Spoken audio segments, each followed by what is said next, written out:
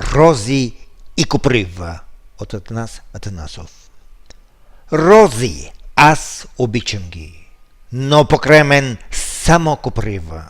Рози, аз дарявам ги, кой ще каже защо не бива? Обичай мен, от някъде звъни гласът зелен.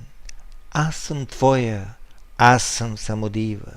Остави тези чувства за тази красавица бодлива. Наведи се и виж ме, новоизрасла съм и игрива, а не само този стрек, нежелана от всички коприва. Раздвоен от младост и от това, което не бива, вървя аз до реката, неободен от розите, а ожилен от коприва. Седнах под върбата мъдра, изкарала мисли от торбата, а тя навежда се, от вятърът превита, подчертавайки склони, ме просветява, а не пресмива.